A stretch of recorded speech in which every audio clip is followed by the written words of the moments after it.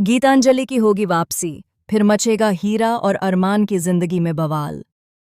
ये रिश्ता क्या कहलाता है का आने वाला ट्रैक अब एक नए मोड़ पर पहुंचने वाला है, जहां हर किसी की जिंदगी पल भर में बदल जाएगी। शो की कहानी अब तक जहां एक इमोशनल और साइलेंट फेज में थी, वहीं अब यह पूरी तरह ड्रामा, रहस्य और बड़े ट्विस्ट से भरने जा रही है।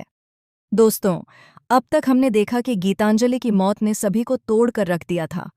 अरमान, जो कभी अपनी जिम्मेदारियों और रिश्तों के बीच फंसा हुआ था, उसने भी आखिरकार अपने जीवन में एक ठहराव पा लिया था।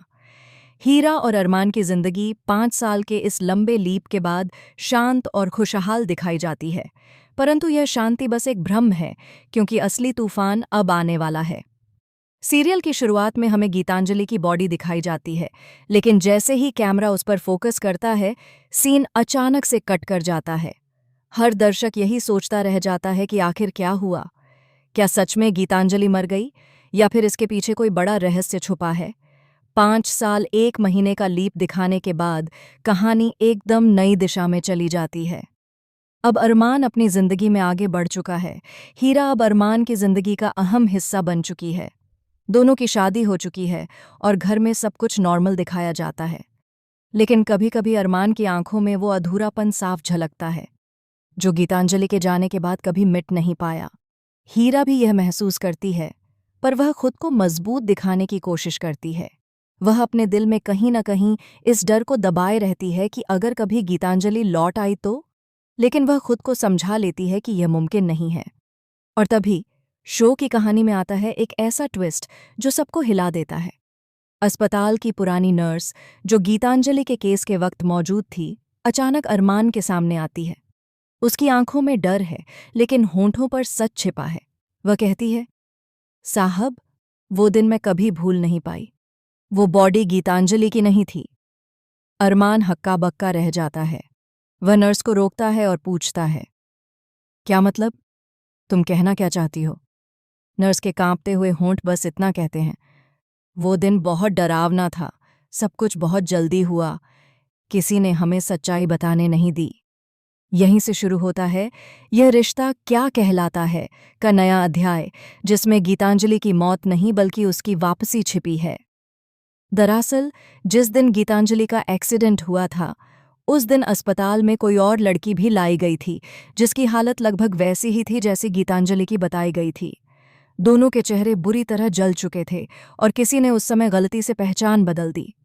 लेकिन असल में गीतांजलि को कुछ लोगों ने जानबूझकर बचा लिया था, और वो कोई आम लोग नहीं थे, बल्कि गीतांजलि के पुराने दुश्मन थे, जो उसे अपनी चालों में फंसाना चाहते थे। गीतांजलि 5 साल तक जिंदा थी, लेकिन सबकी नज़रों से दूर। वो जिंदा रही सिर्फ एक मकसद के साथ, सच उजागर करने के लिए। वो जानना चाहती थी कि उसकी जिंदगी को किसने तबाह किया, उसका बच्चा किसका है, और अरमान को किसने गलतफहमी में डाला।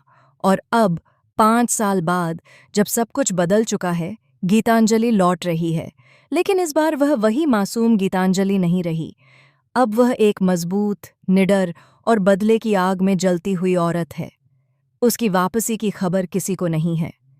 एक रात, जब हीरा अपने घर में अरमान के साथ दिवाली की पूजा की तैयारियां कर रही होती है, तभी घर के बाहर एक कार रुकती है।